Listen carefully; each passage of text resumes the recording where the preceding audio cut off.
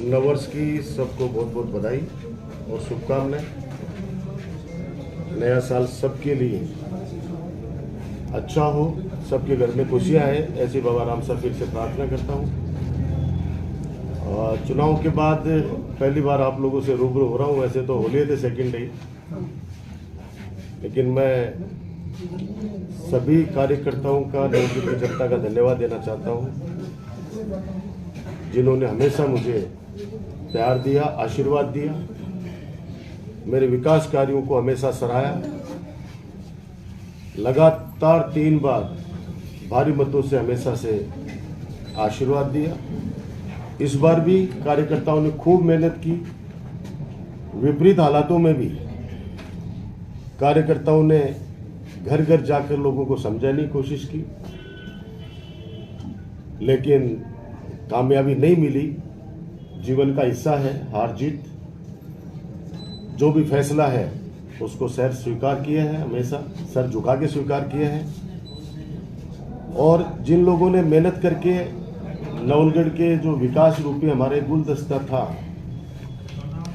उसको और आगे ले जाने का जो प्रयास किया, उसमें सफल नहीं हो पाए। मैं उन सभी कार्यकर्ताओं से, मतदाताओं से एक ही बात कहना चाहता हूं कि मैं आपका हूं, आपके द्वारा लगाया हुआ पौधा हूं। और जिस प्रकार से आप लोग विपरीत परिस्थिति के अंदर भी मेरे साथ खड़े रहे, मेरा हमेशा की तरह वादा है कि मैं हमेशा आपके साथ सुख दुख में खड़ा रहूंगा, खड़ा रहा हूं। इस नवलगढ़ को बहुत ऊंचाइयों पर लेके गए हैं, आगे भी लेके जाएंगे। जो जीते हैं उनको बधाई। और आप लोगों के माध्यम से ये प्रार्थना करूंगा कि चुनाव के अंदर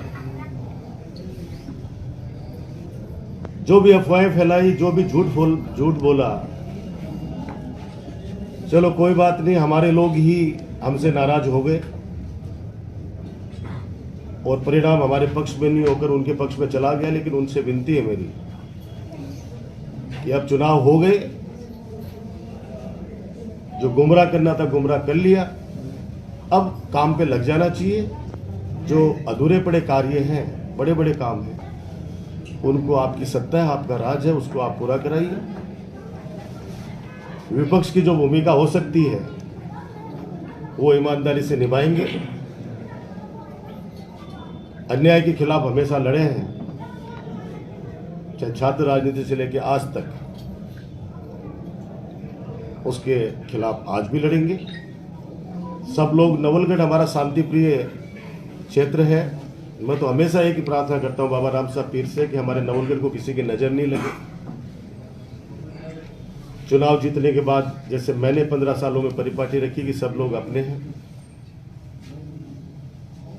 मैं हमेशा कहता हूं कि वोट मन का है, जिसके मन में जची वो दे दिए।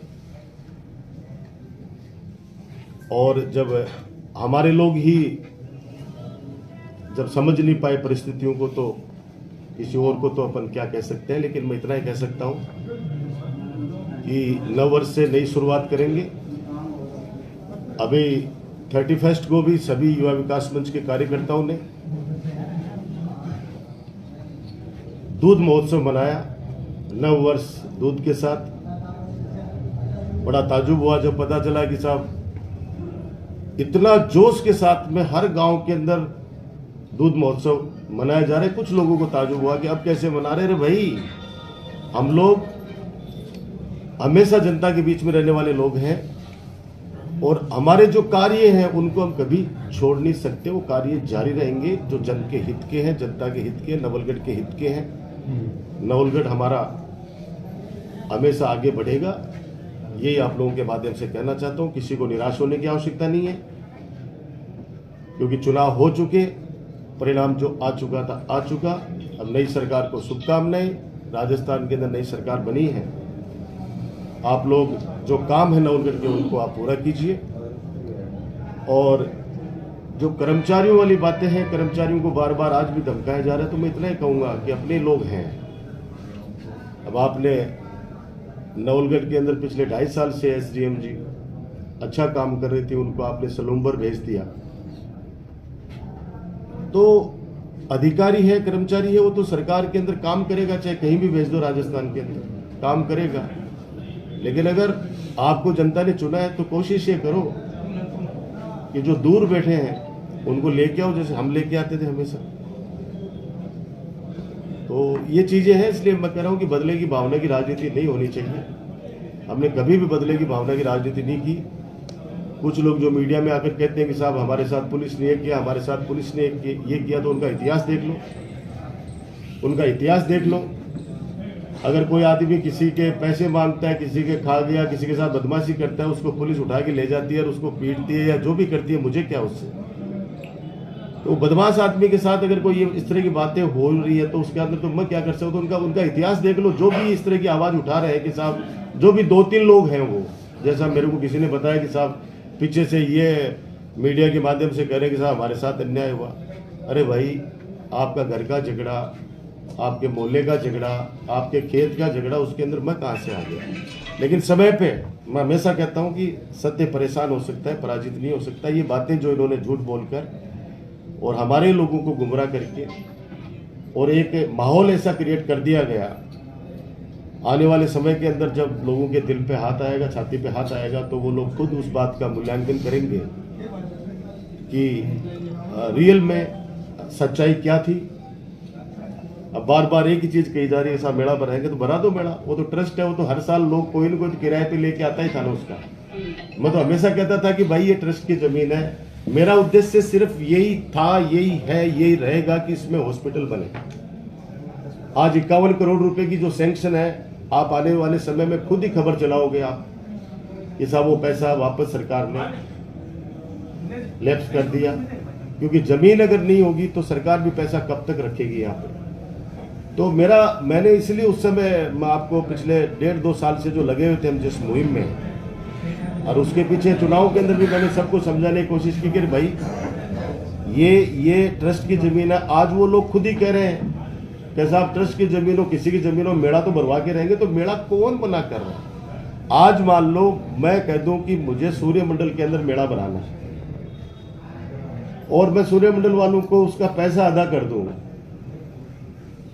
तो मेला तो भरवा दूंगा। वहां पे भराते ही है वैसा। हम शादी के अंदर जाते नहीं है क्या, रामबाग में चाहे किसी भी लोन के अंदर शादी करोगे तो मालिक थोड़ी बन गया। तो बजाय भामाशाहों का अपमान करने के, अपमानित मत करो उन भामाशाहों को, उनको विश्वास में रखो और उनको कहो कि साहब आपने नवलगढ़ की जनहित के लिए, जब ट्रस्ट ये कह चुका कि हम यहाँ का 1 रुपया लेके हमारे नहीं जाएंगे, हम जनहित के लिए हम सारा कुछ करने के लिए तैयार हैं।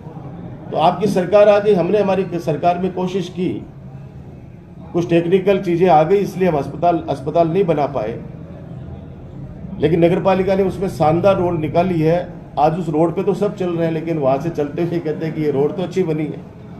तो काम तो सारे अच्छे हुए हैं, लेकिन मैं इतना जरूर कहूंगा कि मेला तो कोई भी भरवा सकता है भाई।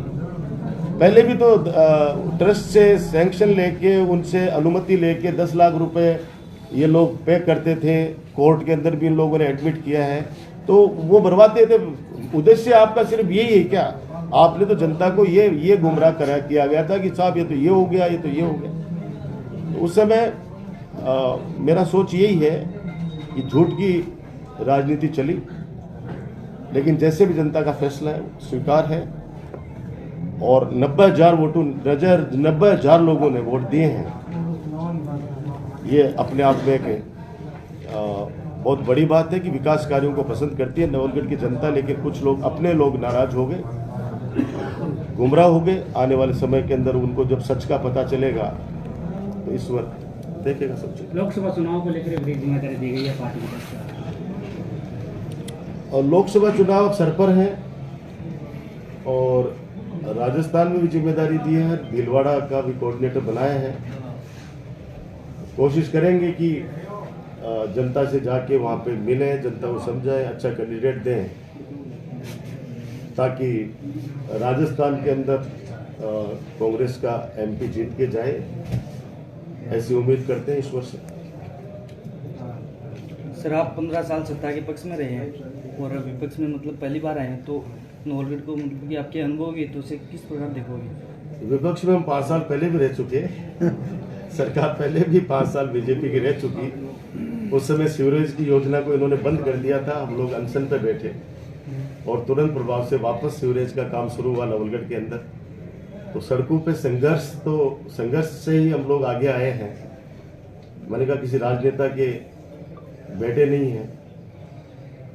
संघर्ष करके, सड़कों पे संघर्ष करके, चाहे छात्र राजनीति हो, चाहे मुख्य धारा की राजनीति हो, संघर्ष करके आगे आए। मैंने कहा ना कि अन्याय किसी के साथ नहीं होने देंगे। किसी को घबराने की आवश्यकता नहीं है, किसी को डरने की आवश्यकता नहीं है।